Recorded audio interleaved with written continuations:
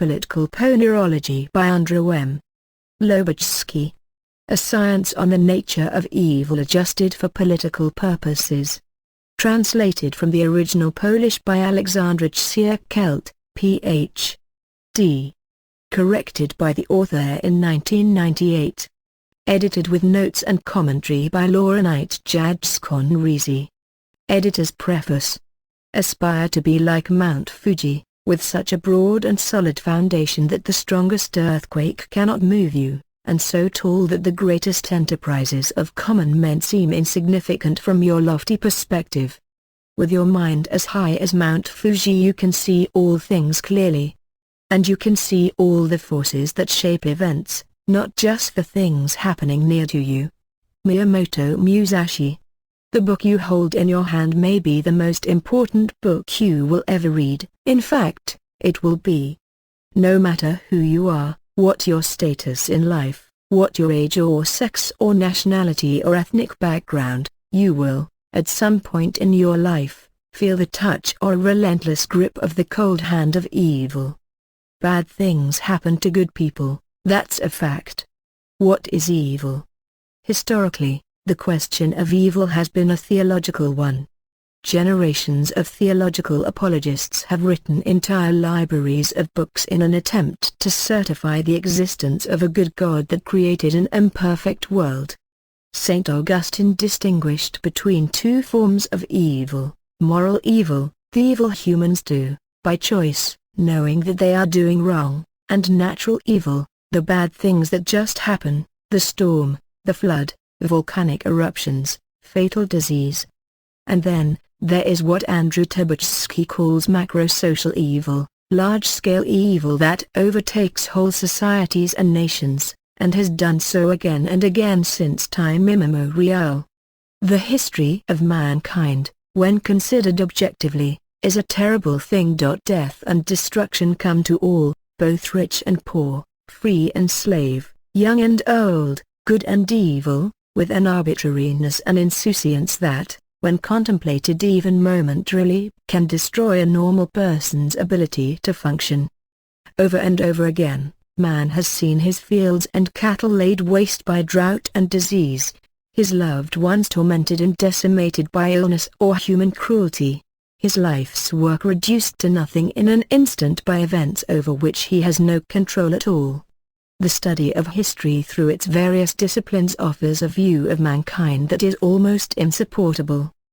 The rapacious movements of hungry tribes, invading and conquering and destroying in the darkness of prehistory, the barbarian invaders of the civilized world during medieval times, the bloodbaths of the Crusades of Catholic Europe against the infidels of the Middle East and then the infidels who were their own broths.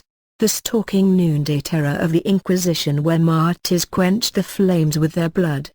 Then, there is the raging holocaust of modern genocide, wars, famine, and pestilence striding across the globe in 100-league boots, and never more frightening than today.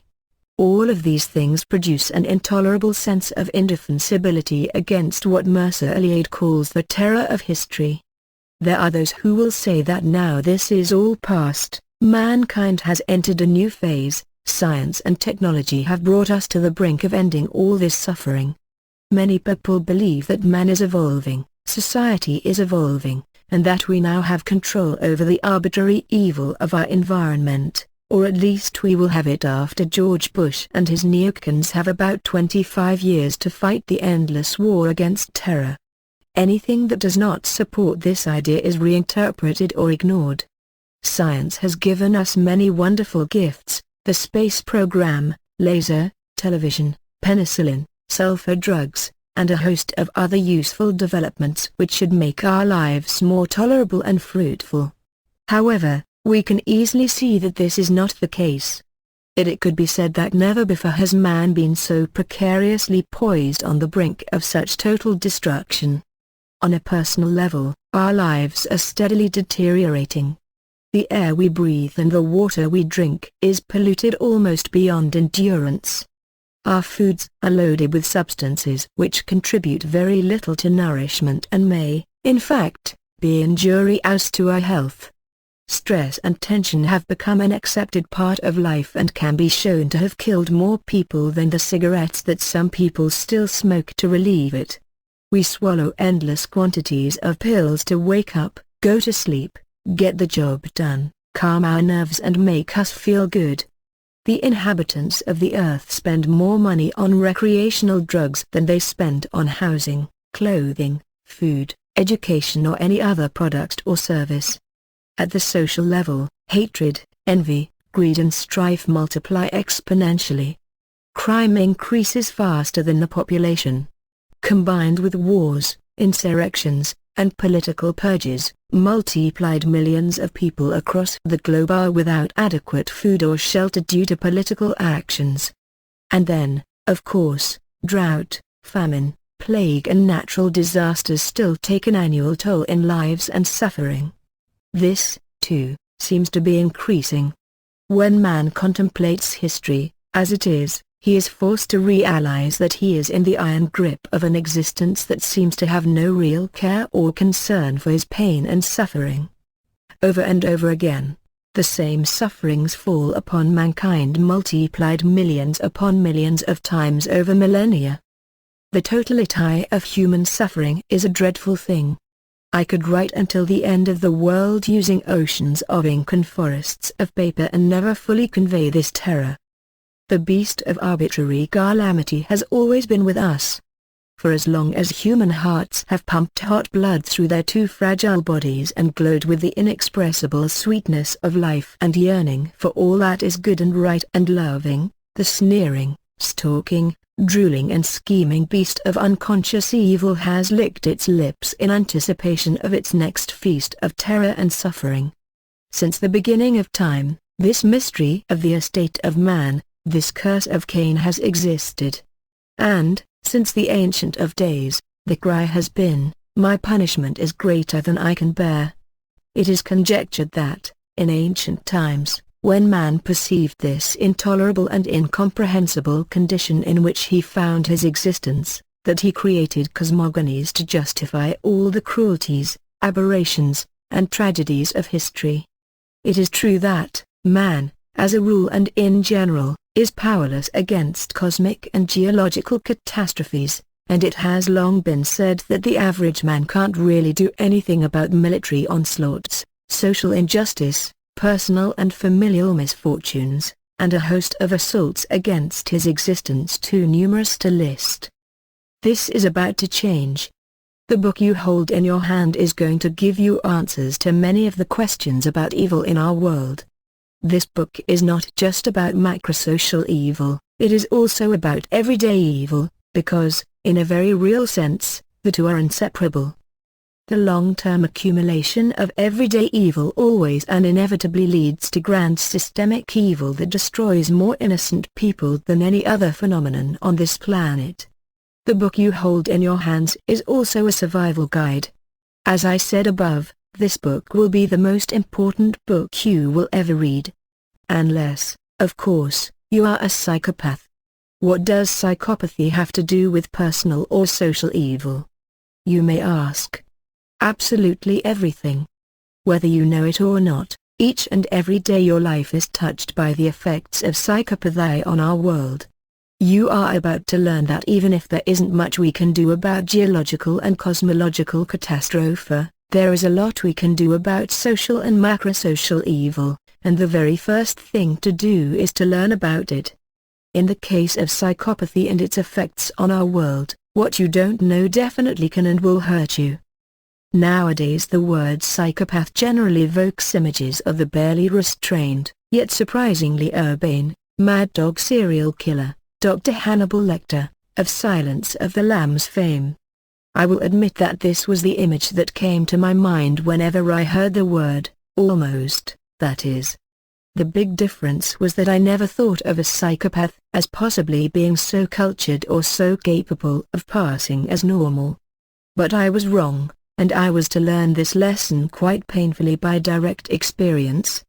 The exact details are chronicled elsewhere. What is important is that this experience was probably one of the most painful and instructive episodes of my life. and it enabled me to overcome a block in my awareness of the world around me and those who inhabit it. Regarding blocks to awareness, I need to state for the record that I have spent 30 years studying psychology, history, culture, religion, myth and the so-called paranormal. I also have worked for many years with hypnotherapy, which gave me a very good mechanical knowledge of how the mind/brain of the human being operates at very deep levels. But even so, I was still operating with certain beliefs firmly in place that were shattered by my research into psychopathy. I realized that there was a certain set of ideas that I held about human beings that were sacrosanct and false. I even wrote about this once in the following way. My work has shown me that the vast majority of people want to do good, to experience good things, think good thoughts, and make decisions with good results. And they try with all their might to do so. With the majority of people having this internal desire, why the hell isn't it happening? I was naive, I admit. There were many things I did not know that I have learned since I penned those words. But even at that time I was aware of how our own minds can be used to deceive us. Now, what beliefs did I hold that made me a victim of a psychopath? The first and the most obvious one is that I truly believed that deep inside, all people are basically good and that they want to do good, to experience good things, think good thoughts, and make decisions with good results.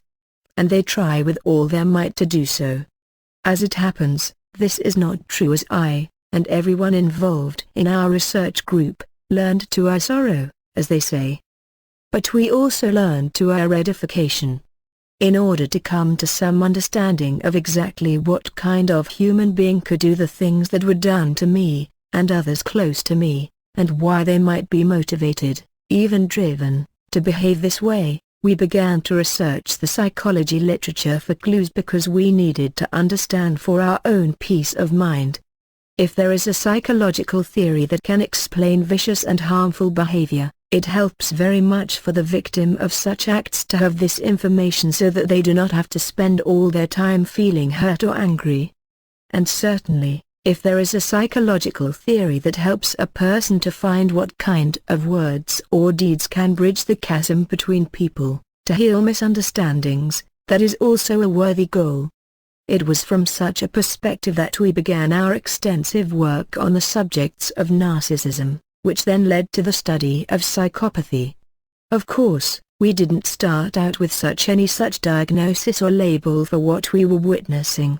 We started out with observations and searched the literature for clues, for profiles, for anything that would help us to understand the inner world of a human being, actually a group of human beings, who seemed to be utterly depraved and unlike anything we had ever encountered before. We found that this kind of human is all too common, and that, according to some of the latest research, they cause more damage in human society than any other single so-called mental illness. Martha Stout, who has worked extensively with victims of psychopaths, writes, "Imagine, if you can, not having a conscience, none at all, no feelings of guilt or remorse no matter what you do, no limiting sense of concern for the well-being of strangers, friends, or even family members. Imagine no struggles with shame, not a single one in your whole life, no matter what kind of selfish, lazy, harmful, or immoral action you had taken. And pretend that the concept of responsibility is unknown to you, except as a burden others seem to accept without question, like gullible fool.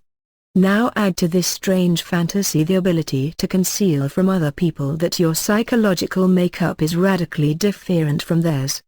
Since everyone simply assumes that conscience is universal among human beings, hiding the fact that you are conscience-free is nearly effortless. You are not held back from any of your desires by guilt or shame, and you are never confronted by others for your cold-bloodedness. The ice water in your veins is so bizarre, so completely outside of their personal experience, that they seldom even guess at your condition. In other words, you are completely free of internal restraints, and your unhampered liberty to do just as you please, with no pangs of conscience, is conveniently invisible to the world.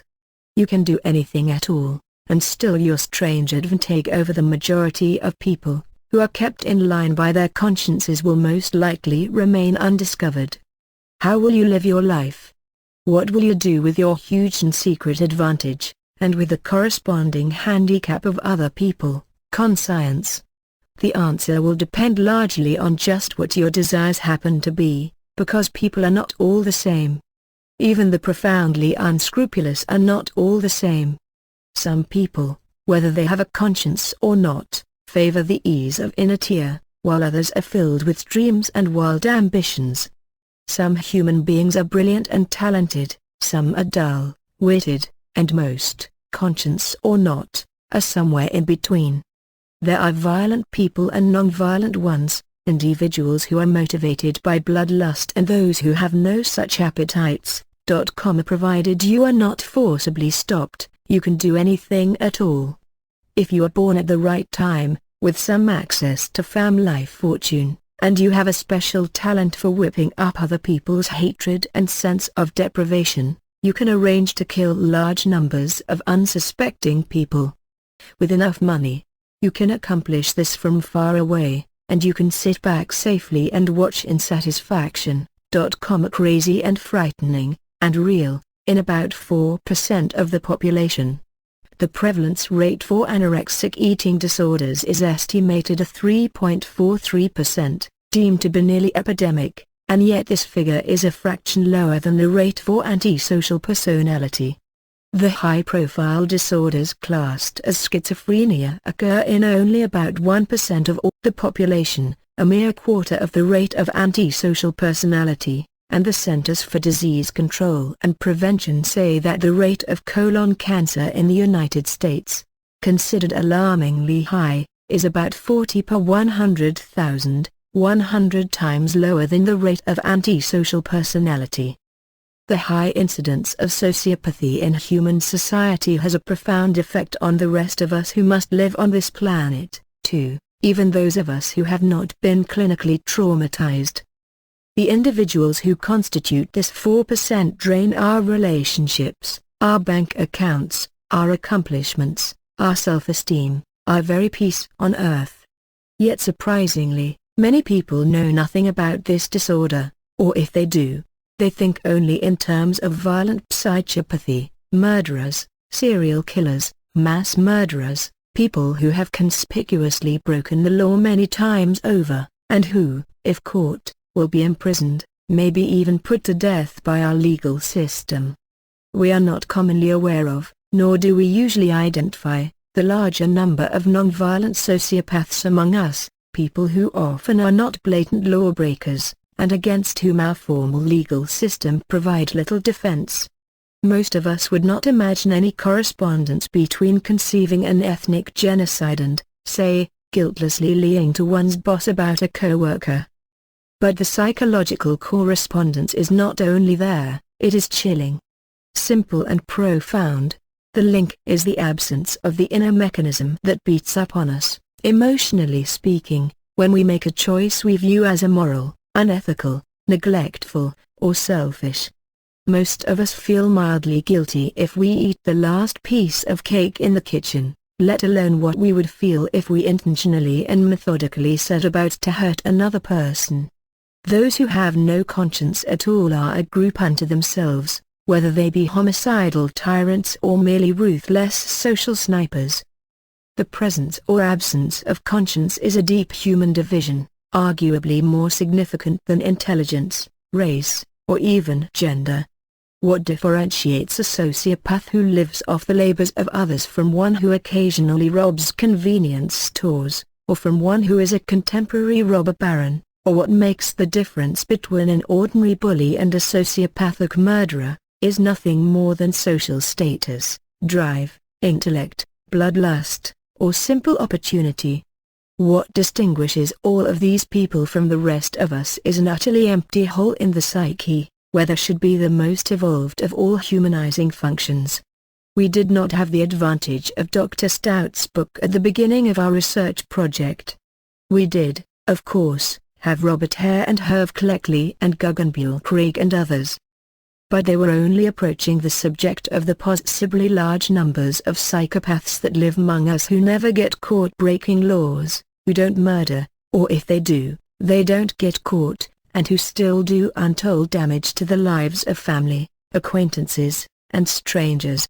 Most mental health experts, for a very long time, have operated on the premise that psychopaths come from impoverished backgrounds and have experienced abuse of one sort or another in childhood, so it is easy to spot them, or at least, they certainly don't move in society except as interlopers. This idea seems to be coming under some serious revision lately. As Lobaczewski points out in this book, there is some confusion between psychopathy and antisocial personality disorder and sociopathy.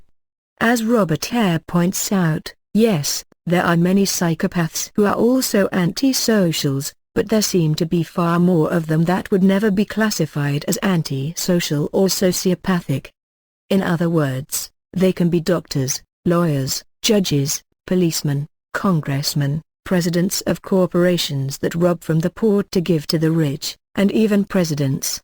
In a recent paper, it is suggested that psychopathy may exist in ordinary society in even greater numbers than anyone has thus far considered. Psychopathy, as originally conceived by Cleckley, 1941, is not limited to engagement in illegal activities, but rather encompasses such personality characteristics as manipulativeness, insincerity, egocentricity, and lack of guilt, characteristics clearly present in criminals but also in spouses, parents, bosses, attorneys, politicians, and shows, to name but a few. Burstyn, 1973, Stewart, 1991. Our own examination of the prevalence of psychopathy within a university population suggested that perhaps 5% or more of this sample might be deemed psychopathic, although the vast majority of those will be male, more than 1/10 males versus approximately 1/100 females. As such, psychopathy may be characterized as involving a tendency towards both dominance and coldness. Wiggins, 1995, in summarizing numerous previous findings, indicates that such individuals are prone to anger and irritation and are willing to exploit others.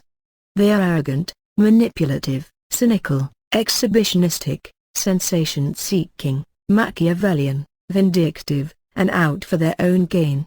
With respect to their patterns of social exchange, Foer and Foer, 1974, they attribute love and status to themselves, seeing themselves as highly worthy and important, but prescribe neither love nor status to others, seeing them as unworthy and insignificant. This characterization is clearly consistent with the essence of psychopathy as commonly described. The present investigation sought to answer some basic questions regarding the construct of psychopathy in non-forensic settings. In so doing we have returned to Cleckley's, 1941, original emphasis on psychopathy as a personality style not only among criminals, but also among successful individuals within the community. What is clear from our findings is that, a. psychopathy measures have converged on the prototype of psychopathy that involves a combination of dominant and cold interpersonal characteristics, b. psychopathy does occur in the community and at what might be a higher than expected rate, and, c. psychopathy appears to have little overlap with personality disorders aside from antisocial personality disorder. Clearly, where much more work is needed is in understanding what factors differentiate the abiding, although perhaps not moral, abiding, psychopath from the law-breaking psychopath. Such research surely needs to make greater use of non-forensic samples than has been customary in the past. The author discusses the fact that there are different types of psychopaths. One type, in particular, is the most deadly of all, the essential psychopath. He doesn't give us a checklist but rather discusses what is inside the psychopath. His description meshes very well with items in the paper quoted above. Martha Stout also discusses the fact that psychopaths, like anyone else, are born with different basic likes and dislikes and desires, which is why some of them are doctors and presidents and others are petty thieves or rapists. Likeable, charming, intelligent, alert, impulsive, confidence-inspiring, and a great success with the ladies. This is how Herve Cleckley described most of his subjects in The Mask of Sanity. It seems that, in spite of the fact that their actions prove them to be irresponsible and self-destructive, psychopaths seem to have in abundance the very traits most desired by normal persons. The smooth self-assurance acts as an almost supernatural magnet to normal people who have to read self-help books or go to counseling to be able to interact with others in an untroubled way. The psychopath, on the contrary, never has any neuroses, no self-doubts, never experiences angst, and is what normal people seek to be. What's more, even if they aren't that attractive, they are babe magnets. Cleckley's seminal hypothesis is that the psychopath suffers from profound and incurable affective deficit. If he really feels anything at all, they are emotions of only the shallowest kind. He is able to do whatever he wants, based on whatever whim strikes him, because consequences that would fill the ordinary man with shame, self-loathing, and embarrassment simply do not affect the psychopath at all. What to others would be a horror or a disaster is to him merely a fleeting inconvenience. Cleckley posits that psychopathy is quite common in the community at large. His cases include examples of psychopaths who generally function normally in the community as businessmen, doctors, and even psychiatrists. Nowadays, some of the more astute researchers see criminal psychopathy, often referred to as antisocial personality disorder, as an extreme of a particular personality type. I think it is more helpful to characterize criminal psychopaths as unsuccessful psychopaths. One researcher, Alan Harrington, goes so far as to say that the psychopath is the new man being produced by the evolutionary pressures of modern life. Certainly, there have always been shysters and crooks, but past concern was focused on ferreting out incompetents rather than psychopaths. Unfortunately, all that has changed. We now need to fear the super-sophisticated modern crook who does know what he is doing. And does it so well that no one else knows. Yes, psychopaths love the business world. Uninvolved with others, he coolly saw into their fears and desires, and maneuvered them as he wished. Such a man might not, after all, be doomed to a life of scrapes and escapades ending ignominiously in the jailhouse. Instead of murdering others, he might become a corporate trader and murder companies, firing people instead of killing them, and chopping up their functions rather than their bodies. The consequences to the average citizen from business crimes are staggering. As criminologist Georgette Bennett says, they account for nearly 30% of case filings in the United States district courts, more than any other category of crime. The combined burglary, mugging and other property losses induced by the country's street punks come to about $4 billion a year. However, the seemingly upstanding citizens in our corporate boardrooms and the humble clerks in our retail stores bill cut out of between $40 and $200 billion a year. Concern here is that the costume for the new masked sanity of a psychopath is just as likely to be a three-piece suit as a ski mask and a gun. As Harrington says, we also have the psychopath in respectable circles, no longer assumed to be a loser. He quotes William Krasner as saying, they, psychopath and part psychopath, do well in the more unscrupulous types of sales work, because they take such delight in putting it over on them, getting away with it, and have so little conscience about defrauding their customers. Our society is fast becoming more materialistic, and success at any cost is the credo of many businessmen. The typical psychopath thrives in for this kind of environment and is seen as a business hero. The study of ambulatory psychopaths, what we call the garden variety psychopath has, however, hardly begun. Very little is known about subcriminal psychopathy. Some researchers have begun to seriously consider the idea that it is important to study psychopathy not as a pathological category but as a general personality trait in the community at large. In other words, psychopathy is being recognized as a more or less a different type of human. Herve Cleckley actually comes very close to suggesting that psychopaths are human in every respect, but that they lack a soul. This lack of soul quality makes them very efficient machines. They can write scholarly works, imitate the words of emotion, but over time, it becomes clear that their words do not match their actions. They are the type of person who can claim that they are devastated by grief who then attend a party to forget. The problem is, they really do forget. Being very efficient machines, like a computer, they are able to execute very complex routines designed to elicit from others support for what they want. In this way, many psychopaths are able to reach very high positions in life. It is only over time that their associates become aware of the fact that their climb up the ladder of success is predicated on violating the rights of others. Even when they are indifferent to the rights of their associates, they are often able to inspire feelings of trust and confidence. The psychopath recognizes no flaw in his psyche, no need for change. Andrzej Łobaczewski addresses the problem of the psychopath and their extremely significant contribution to our macro-social evils, their ability to act as the eminent scribes behind the very structure of our society. It is very important to keep in mind that this influence comes from a relatively small segment of humanity. The other 90-some% of human beings are not psychopaths.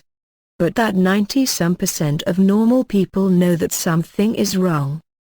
They just can't quite identify it, can't quite put their finger on it, and because they can't, they tend to think that there is nothing they can do about it, or maybe it is just God punishing people.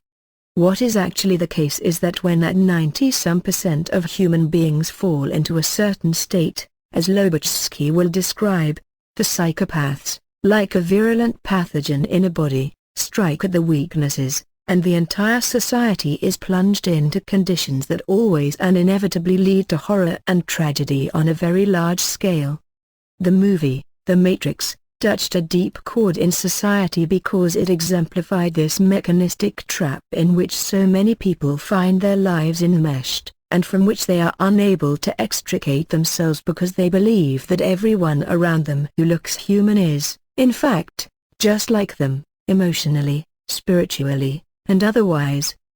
To give an example of how psychopaths can directly affect society at large, the legal argument as explicated by Robert Canup in his work on the socially adept psychopath. The legal argument seems to be at the foundation of our society. We believe that the legal argument is an advanced system of justice. This is a very cunning trick that has been foisted on normal people by psychopaths in order to have an advantage over them. Just think about it for a moment. The legal argument amounts to little more than the one who is the slickest at using the structure for convincing a group of people of something, is the one who is believed. Because this legal argument system has been slowly installed as part of our culture, when it invades our personal lives, we normally do not recognize it immediately. But here's how it works. Human beings have been accustomed to assume that other human beings are, at the very least, trying to do right and be good and fair and honest. And so, very often, we do not take the time to use due diligence in order to determine if a person who has entered our life is, in fact, a good person. When a conflict ensues, we automatically fall into the legal argument assumption that in any conflict, one side is partly right one way, and the other is partly right the other, and that we can form opinions about which side is mostly right or wrong. Because of our exposure to the legal argument norms, when any dispute arises, we automatically think that the truth will lie somewhere between two extremes. In this case, application of a little mathematical logic to the problem of the legal argument might be helpful. Let us assume that in a dispute, one side is innocent, honest, and tells the truth. It is obvious that lying does an innocent person no good, What lie can he tell? If he is innocent, the only lie he can tell is to falsely confess I did it. But lying is nothing but good for the liar. He can declare that I didn't do it, and accuse another of doing it, all the while the innocent person he has accused is saying I didn't do it and is actually telling the truth. The truth, when twisted by good liars, can always make an innocent person look bad, especially if the innocent person is honest and admits his mistakes. The basic assumption that the truth lies between the testimony of the two sides always shifts the advantage to the lying side and away from the side telling the truth. Under most circumstances, this shift put together with the fact that the truth is going to also be twisted in such a way as to bring detriment to the innocent person, results in the advantage always resting in the hands of liars, psychopaths. Even the simple act of giving testimony under oath is a useless farce. If a person is a liar, swearing an oath means nothing to that person. However, swearing an oath acts strongly on a serious, truthful witness. Again, the advantage is placed on the side of the liar. It has often been noted that psychopaths have a distinct advantage over human beings with conscience and feelings because the psychopath does not have conscience and feelings. What seems to be so is that conscience and feelings are related to the abstract concepts of future and others. It is spatio-temporal. We can feel fear, sympathy, empathy, sadness, and so on because we can imagine in an abstract way the future based on our own experiences in the past, or even just concepts of experiences in myriad variations. We can see ourselves in them even though they are out there, and this evokes feelings in us. We can't do something hurtful because we can imagine it being done to us and how it would feel. In other words, we can not only identify with others spatially, so to say, but also temporally, in time. The psychopath does not seem to have this capacity. They are unable to imagine in the sense of being able to really connect to images in a direct self-connecting to another self sort of way. Oh, indeed, they can imitate feelings, but the only real feelings they seem to have, the thing that drives them and causes them to act out different dramas for the effect, is a sort of predatorial hunger for what they want. That is to say, they feel need/want as love, and not having their needs/wants met is described by them as not being loved.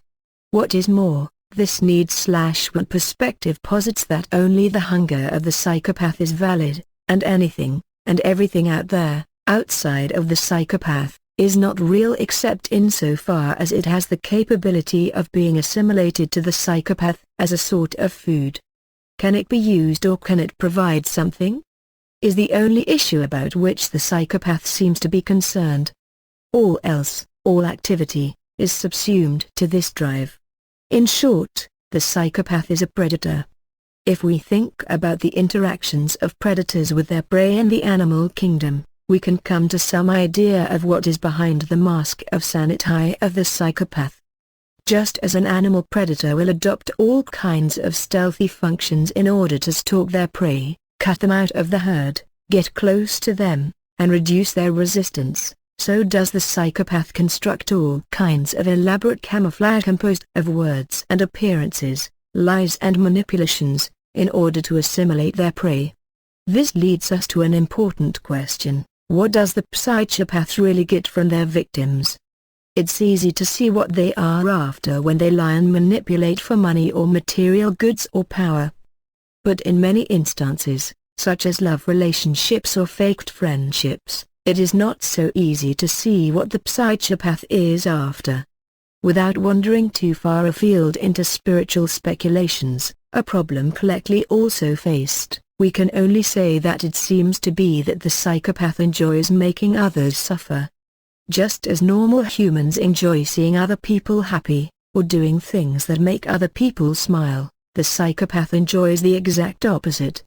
Anyone who has ever observed a cat playing with a mouse before killing and eating it has probably explained to themselves that the cat is just entertained by the antics of the mouse and is unable to conceive of the terror and pain being experienced by the mouse. The cat, therefore, is innocent of any evil intent. The mouse dies, the cat is fed, and that is not true. Psychopaths don't generally eat their victims. Yes, in extreme cases of psychopathy, the entire cat and mouse dynamic is carried out. Cannibalism has a long history wherein it was assumed that certain powers of the victim could be assimilated by eating some particular part of them. But in ordinary life, psychopaths don't normally go all the way, so to say. This causes us to look at the cat and mouse scenario again with different eyes. Now we ask, is it too simplistic to think that the innocent cat is merely entertained by the mouse running about and frantically trying to escape? Is there something more to this dynamic than meets the eye? Is there something more than being entertained by the antics of the mouse trying to flee? After all, in terms of evolution, why would such buffet be hardwired into the cat? Is the mouse tastier because of the chemicals of fear that flood his little body? Is a mouse frozen with terror more of a meal? This suggests that we ought to revisit our ideas about psychopaths with a slightly different perspective. One thing we do know is this: many people who experience interactions with psychopaths and narcissists report feeling drained and confused and often subsequently experience deteriorating health. Does this mean that part of the dynamic, part of the explanation for why psychopaths will pursue love relationships and friendships that ostensibly can result in no observable material gain, is because there is an actual energy consumption? We do not know the answer to this question. We observe, we theorize, we speculate and hypothesize. But in the end, only the individual victim can determine what they have lost in the dynamic, and it is often far more than material goods. In a certain sense, it seems that psychopaths are soul eaters or psychophagic. In the past several years, there are many more psychologists and psychiatrists and other mental health workers beginning to look at these issues in new ways in response to the questions about the state of our world and the possibility that there is some essential difference between such individuals as George W. Bush and many so-called neocons, and the rest of us. Dr. Stout's book has one of the longest explanations as to why none of her examples resemble any actual persons that I have ever read. And then, in a very early chapter, she describes a composite case where the subject spent his childhood blowing up frogs with firecrackers. It is widely known that George W. Bush did this, so one naturally wonders. In any event, even without Dr. Stout's work, at the time we were studying the matter, we realized that what we were learning was very important to everyone because as the data was assembled, we saw that the clues, the profiles, revealed that the issues we were faced by everyone at one time or another, to one extent or another. We also began to realize that the profiles that emerged also describe rather accurately many individuals who seek positions of power in fields of authority, most particularly politics and commerce. That's really not so surprising an idea, but it honestly hadn't occurred to us until we saw the patterns and recognized them in the behaviors of numerous historical figures and, lately, including George W. Bush and members of his administration. Current-day statistics tell us that there are more psychologically sick people than healthy ones. If you take a sampling of individuals in any given field, you are likely to find that a significant number of them display pathological symptoms to one extent or another. Politics is no exception, and, by its very nature, would tend to attract more of the pathological dominator types than other fields. That is only logical, and we began to realize that it was not only logical, it was horrifyingly accurate. Horrifying because pathology among people in power can have disastrous effects on all of the people under the control of such pathological individuals. And so, we decided to write about this subject and publish it on the internet. As the material went up, letters from our readers began to come in thanking us for putting a name to what was happening to them in their personal lives as well as helping them to understand what was happening in a world that seems to have gone completely mad. We began to think that it was an epidemic, and, in a certain sense, we were right. If an individual with a highly contagious illness works in a job that puts them in contact with the public, an epidemic is the result. In the same way, if an individual in a position of political power is a psychopath, he or she can create an epidemic of psychopathology in people who are not, essentially, psychopathic. Our ideas along this line were soon to receive confirmation from an unexpected source, Andrzej Łobaczewski, the author of the book you are about to read. I received an email as follows: Dear ladies and gentlemen, I have got your special research project on psychopathy by my computer. You are doing a most important and valuable work for the future of nations. I am a very aged clinical psychologist. 40 years ago I took part in a secret investigation of the real nature and psychopathology of the macro-social phenomenon called communism.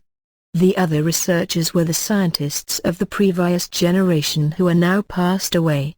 The profound study of the nature of psychopathy, which played the essential and inspirational part in this macro-social psychopathologic phenomenon, and distinguishing it from other mental anomalies, appeared to be the necessary preparation for understanding the entire nature of the phenomenon. The large part of the work you are doing now was done in those times. I am able to provide you with the most valuable scientific document, useful for your purposes. It is my book Political Ponerology, a science on the nature of evil adjusted for political purposes. You may also find copy of this book in the Library of Congress and in some university and public library in the USA. Be so kind and contact me so that I may mail a copy to you. Very truly yours, Andrzej M. Łobaczewski. I promptly wrote a reply saying yes, I would very much like to read his book. A couple of weeks later the manuscript arrived in the mail. As I read, I realized that what I was holding in my hand was essentially a chronicle of a descent into hell, transformation, and triumphant return to the world with knowledge of that hell that was priceless for the rest of us, particularly in this day and time when it seems evident that a similar hell is enveloping the planet. The risks that were taken by the group of scientists that did the research on which this book is based are beyond the comprehension of most of us. Many of them were young, just starting in their careers when the Nazis began to stride in their 100-league jackboots across Europe. These researchers lived through that, and then when the Nazis were driven out and replaced by the communists under the heel of Stalin, they faced years of oppression the likes of which those of us today who are choosing to take a stand against the Bush Reich cannot even imagine. But, based on the syndrome that describes the onset of the disease, it seems that the United States, in particular, and perhaps the entire world, will soon enter into bad times of such horror and despair that the Holocaust of World War II will seem like just a practice run. And so, since they were there, and they lived through it and brought back information to the rest of us, it may well save our lives to have a map to guide us in the falling darkness. Laurenite Jadczk. Author's Foreword. In presenting my honored readers with this volume, which I generally worked on during the early hours before leaving to make a difficult living, I would first like to apologize for the defects which are the result of anomalous circumstances.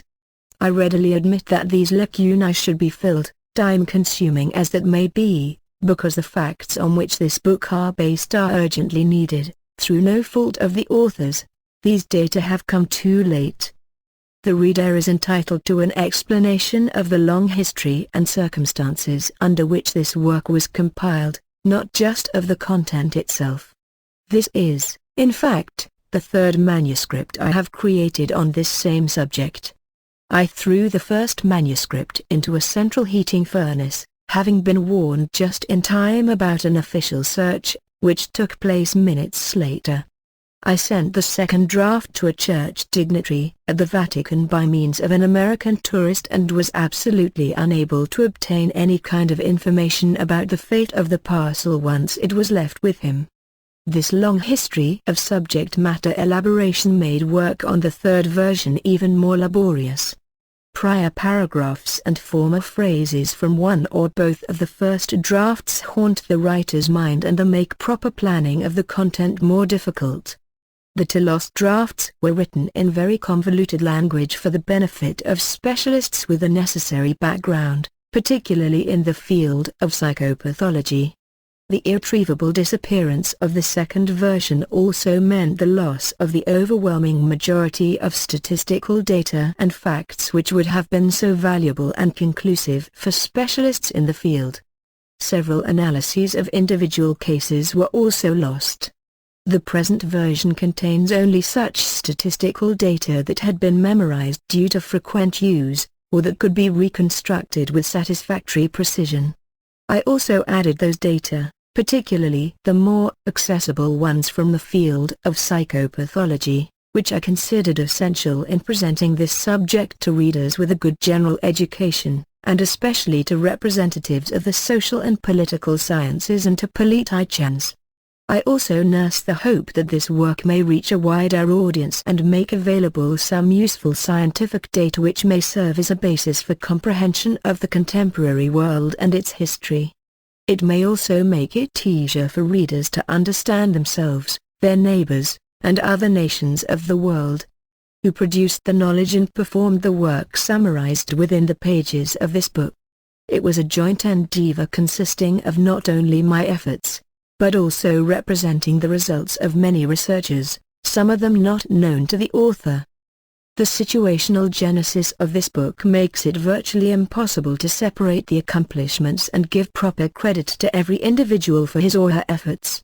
I worked in Poland far away from active political and cultural centers for many years. That is where I undertook a series of detailed tests and observations which were to be combined with the resulting generalizations of various other experiments in order to produce an overall introduction for an understanding of the macrosocial phenomenon surrounding us. The name of the person who was expected to produce the final synthesis was a secret, as was understandable and necessary given the time and the situation.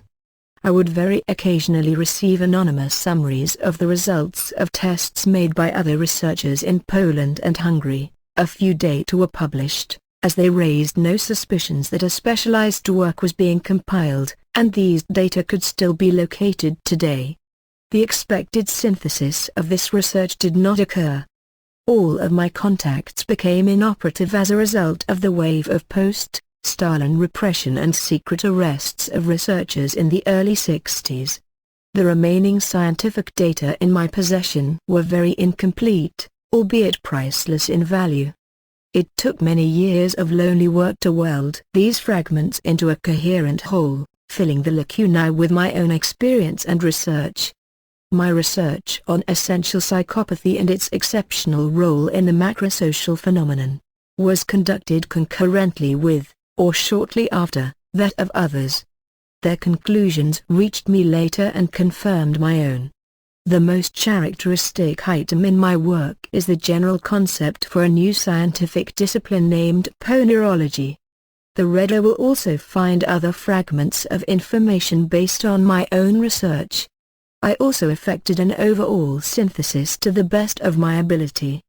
As the author of the final work, I hereby express my deep respect for all those who initiated the research and continued to conduct it at the risk of their careers, health and lives. I pay homage to those who paid the price through suffering or death. May this work constitute some compensation for their sacrifices, regardless of where they may be today. Times more conducive to an understanding of this material may recall their names, both those which I never knew and those I have since forgotten. New York, August 1984. Preface. 20 years have passed since the writing of this book. I became a very old man. One day, my computer put me in contact with the scientists of the Quantum Future Group who convinced me that the time had matured for my book to become useful and to serve the future of humanity. They took the trouble of publishing it.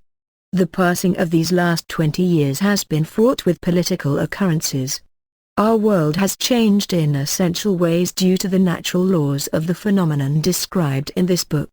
Knowledge has increased dramatically thanks to the efforts of the people of goodwill.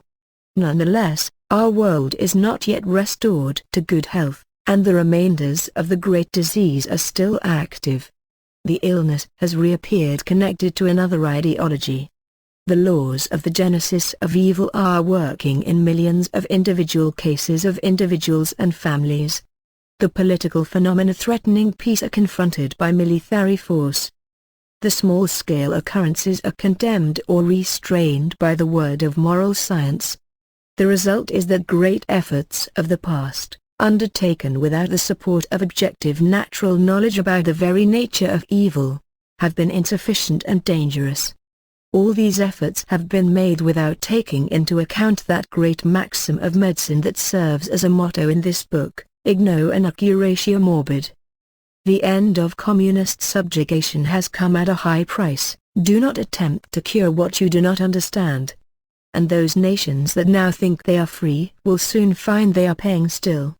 The question must be asked, why was this work, produced by eminent researchers and the author for just this purpose, to prevent the spread of the disease of macrosocial evil, not able to perform its function? This is a long story. I had been recognized as the bearer of this dangerous science in Austria by a friendly physician who then was revealed to be an agent of communist secret services. All the red nodes and networks in New York were mobilized to organize a counteraction against the information contained in this book being made publicly and widely available. It was terrible to learn that the overt system of suppression I had so recently escaped was just as prevalent, though more covert, in the United States. It was demoralizing to see how the system of conscious and unconscious pawns worked, to watch people who trusted their conscious friends unknown to them as communist agents, and performed the insinuated activities against me with such patriotic zeal. As a result of these activities, I was refused any assistance, and to survive, I had to take work as a laborer when already of an age to retire. My health collapsed and 2 years were lost. I learned also that I was not the first such emissary who had come to America bringing similar knowledge. I was rather the third one. The other 2 had been similarly dealt with. In spite of all these circumstances, I persevered and the book was finally written in 1984 and carefully translated into English. It was esteemed by those who read it as being very informative, but it was not published. For the psychological editors it was too political. For political editors, it contained too much psychology and psychopathology. In some cases, the editorial deadline was already closed. Gradually, it became clear that the book did not pass the insiders' inspections. The time for this book's major political value is not over, its scientific essence remains permanently valuable and inspirational. It may serve a great purpose in coming times, when properly adjusted and expanded. Further investigations in these areas may yield a new understanding of human problems that have plagued humanity for millennia. Ponerology may buttress the centuries-old moral science by a modern natural approach. Thus this work may contribute to progress toward a universal peace. That is the reason that I labored to retype on my computer the whole already fading manuscript after 20 years. No essential changes have been introduced, and it is presented as it was written in New York all those many years ago. So let it remain as a document of a very dangerous work of eminent scientists and myself, undertaken in dark and tragic times under impossible conditions, still a piece of good science.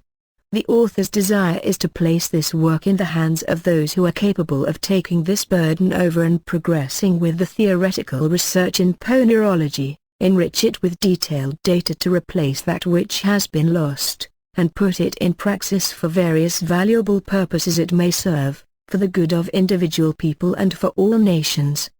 I am thankful to Madame Laurenite Jadsk and Professor Arkadiusz Jadsk, and their friends for their heartfelt encouragement, understanding, and their labor in bringing my old work to be published. Andrzej M. Lobaczewski. Rzeszów, Poland, December 2005.